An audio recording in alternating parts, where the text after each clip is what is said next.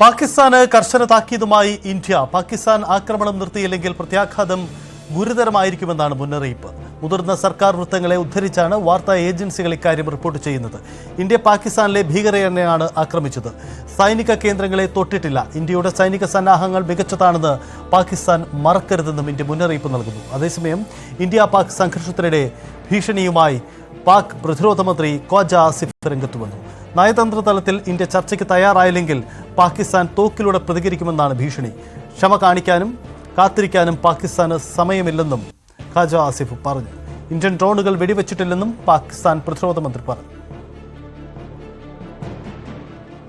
Direct talks नहीं होती इस वक्त हमारे एनएसएस की, हमारी गवर्नमेंट की और इंडिया की गवर्नमेंट की, और वो नहीं सुनते तो फिर क्या अगली बात, अगर टेबल पे बात नहीं होती तो क्या अगली बात बंदूक पे होगी, बंदूक के जरिए होगी?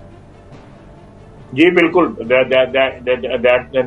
that is the only option left to us. दिनों में पाकिस्तान को फैसला करना होगा, घंटों में करना होगा, और we still have the luxury कि अच्छा एक दो हफ्ते और देख लेते हैं चीजें बने.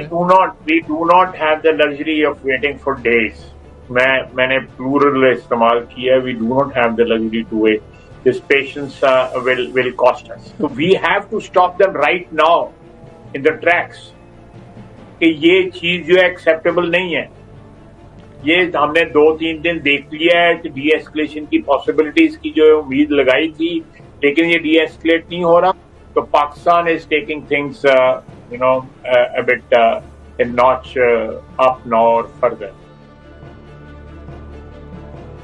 ഖ്വാജ ആസിഫ് പാർലമെന്റിലും ഇക്കാര്യത്തിൽ മറുപടി നൽകിയിട്ടുണ്ട്. ഇന്ത്യൻ ഡ്രോണുകൾ വെടിവെച്ചിട്ടില്ല എന്നതായിരുന്നു അദ്ദേഹത്തിന്റെ വാക്കുകൾ. രാകേഷ് ചേരുന്നു. രാകേഷ്, ഇന്ത്യ ശക്തമായ മുന്നറിയിപ്പ് നൽകിയിട്ടുണ്ട്. അതിർത്തി കടന്ന് തീവ്രവാദം നടത്തിയാൽ തിരിച്ചടിക്കുമെന്ന മുന്നറിയിപ്പ്. ഒപ്പം പാകിസ്ഥാനും വെറുതെ ഇരിക്കില്ല എന്ന് പറയുന്നു. നയതന്ത്ര നീക്കങ്ങളൊന്നും സാധ്യമല്ലാത്ത തരത്തിലേക്ക് ഈ സാഹചര്യങ്ങൾ നിൽക്കുകയാണല്ലോ. എന്താണ് ഇന്ത്യയുടെ നീക്കവും പാകിസ്ഥാന്റെ മറുനീക്കവും? സജിത്ത്, ശക്തമായ നിലപാട് ഈ വിഷയത്തിൽ ഇന്ത്യ സ്വീകരിക്കുന്നുണ്ട്. അതായത് പാകിസ്ഥാന്റെ ഭാഗത്തുനിന്ന് പ്രകോപനമുണ്ടായാൽ തിരിച്ചടിക്കണമെന്ന നിർദ്ദേശം തന്നെയാണ് സൈന്യത്തിന് നൽകിയിട്ടുള്ളത്. കഴിഞ്ഞ 2 ദിവസവും നമ്മൾ കണ്ടത് അതാണ്. കാരണം ആദ്യം ഭീകരത്താവളങ്ങൾ ഇന്ത്യ ലക്ഷ്യം വെച്ചു. സൈനിക കേന്ദ്രങ്ങളോ അല്ലെങ്കിൽ ജനവാസ മേഖലയോ ഒന്നും തന്നെ ഇന്ത്യ ലക്ഷ്യം വെച്ചിരുന്നില്ല. അതിന് മറുപടിയായി പാകിസ്ഥാൻ സൈനിക താവളങ്ങൾ ആക്രമിക്കാനാണ് ശ്രമിച്ചത്. പക്ഷെ അതെല്ലാം പരാജയപ്പെടുത്തി. പകരം അതേ നാണയത്തിൽ ഇന്ത്യ തിരിച്ചടിച്ചു. അങ്ങനെയാണ് ഇന്നലെ ലാഹോറിലടക്കം റാവൽപിണ്ടി സ്റ്റേഡിയത്തിന് സമീപമൊക്കെ തന്നെ ഡ്രോണുകൾ എത്തിയത്. ഏതായാലും അതിനുശേഷം ഇന്നലെ പാകിസ്ഥാന്റെ ഭാഗത്തുനിന്ന് പ്രകോപനമുണ്ടായി. ഏതാണ്ട് പടിഞ്ഞാറൻ അതിർത്തിയിലും ജമ്മു കശ്മീരിലും ഒക്കെ തന്നെ ഡ്രോണുകളും മിസൈലും വർഷിക്കാനുള്ള നീക്കമാണ് പാകിസ്ഥാന്റെ ഭാഗത്തുനിന്നുണ്ടായത്. അതും നമ്മുടെ സുരക്ഷാ സംവിധാനങ്ങൾ പരാജയപ്പെടുത്തി. അതിനുശേഷം ഇന്ത്യയും അതേ നാണയത്തിൽ തിരിച്ചടിച്ചു.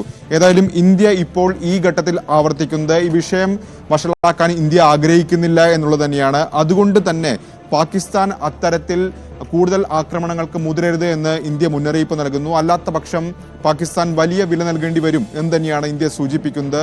പാകിസ്ഥാൻ അവരുടെ പ്രശ്നം എന്താണെന്ന് മനസ്സിലാക്കണം. അതിന് നടപടി സ്വീകരിക്കാൻ തയ്യാറാകണം. കാരണം ഭീകരവാദമാണ് പാകിസ്ഥാനിൽ നിന്നുണ്ടാകുന്ന, അല്ലെങ്കിൽ പാകിസ്ഥാന്റെ ഭീകര താവളങ്ങളെ പ്രോത്സാഹിപ്പിക്കുകയാണ് പാകിസ്ഥാൻ. അതിനെതിരെ നടപടി സ്വീകരിക്കാൻ തയ്യാറാവുകയാണ് അവർ വേണ്ടത് എന്നാണ് ഇന്ത്യ വ്യക്തമാക്കുന്നത്. മാത്രവുമല്ല, കഴിഞ്ഞ ദിവസങ്ങളിലൊക്കെ തന്നെ സർക്കാർ വ്യക്തമാക്കിയ കാര്യം ഒരിക്കൽ കൂടി ഇന്ത്യ ആവർത്തിക്കുന്നുണ്ട്. സൈനിക താവളങ്ങളെയോ അല്ലെങ്കിൽ ജനവാസ മേഖലയോ ലക്ഷ്യം വെച്ചിട്ടില്ല.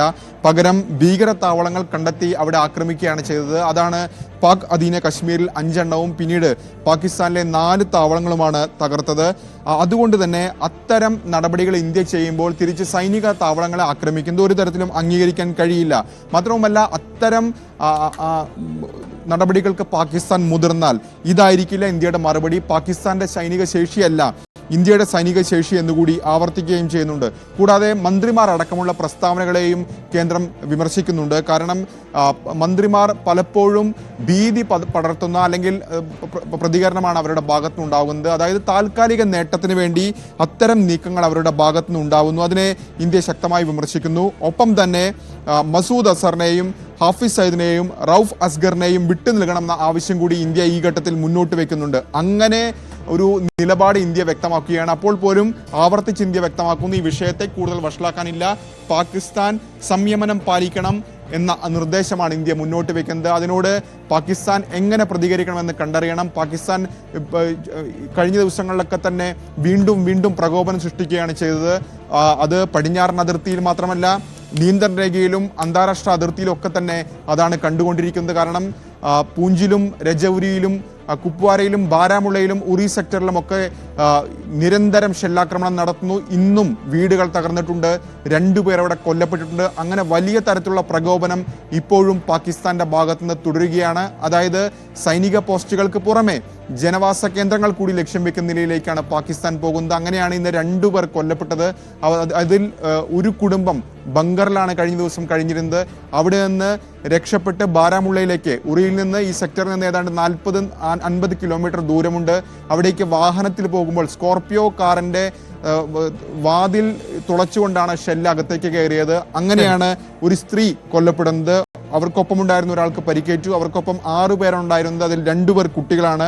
മറ്റൊരു ആക്രമണം ഉണ്ടായത് പൂഞ്ചിലാണ്. അവിടെയും ഒരാൾ കൊല്ലപ്പെട്ടിരിക്കുന്നു. അങ്ങനെ നിരന്തരം പാകിസ്ഥാൻ പ്രകോപനം തുടരുന്ന സാഹചര്യമുണ്ട്. അതുകൊണ്ട് തന്നെ സൈന്യം നിയന്ത്രണരേഖയിൽ ശക്തമായ തിരിച്ചടി ഈ ഘട്ടത്തിൽ നൽകുകയും ചെയ്യുന്നുണ്ട്. സജിത്ത്, ജയതെ, അതാണ് രാകേഷ് സൂചിപ്പിച്ചത്. ഇതിനിടയിൽ ജമ്മു കാശ്മീർ ലക്ഷ്യമിട്ട ഭീകരരെ വകവരുത്തിയ സൈന്യം സാംബയിൽ നുഴഞ്ഞുകയറ്റ ശ്രമം നടത്തിയ 7 ഭീകരരെ സൈന്യം വധിച്ചു. ഭീകരരെ തുരത്തുന്ന ദൃശ്യങ്ങളും പുറത്തുവിട്ടു.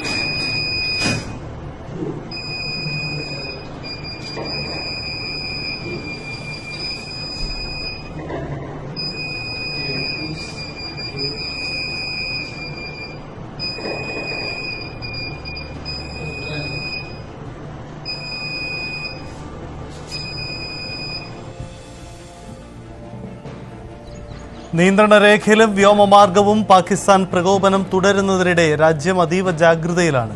ഡൽഹിയിൽ നിർണായക യോഗങ്ങൾ ചേർന്നു. ആഭ്യന്തരമന്ത്രി അമിത്ഷാ BSF CISF DGയുമായി കൂടിക്കാഴ്ച നടത്തി. പ്രതിരോധ മന്ത്രി രാജ്നാഥ് സിംഗ് സേനാ മേധാവികളുമായി കൂടിക്കാഴ്ച നടത്തി സാഹചര്യം വിലയിരുത്തി. ടെറിട്ടോറിയൽ ആർമിയുടെ സേവനം ആവശ്യമെങ്കിൽ തേടാൻ സംയുക്ത സേനാ മേധാവിക്ക് പ്രതിരോധ മന്ത്രി നിർദ്ദേശം നൽകി. ഇന്നലെയും ഇന്ന് പുലർച്ചെയുമായി പാകിസ്ഥാന്റെ മിസൈൽ ഡ്രോൺ ആക്രമണ നീക്കം ഒന്നുപോലും ലക്ഷ്യം കണ്ടിട്ടില്ല. നിയന്ത്രണ രേഖയിലെ പാക് ഷെല്ലാക്രമണത്തിൽ 2 പേർ കൊല്ലപ്പെട്ടു. സംഘർഷ സാഹചര്യത്തിൽ IPL മത്സരങ്ങൾ അനന്തമായി മാറ്റിവെച്ചു.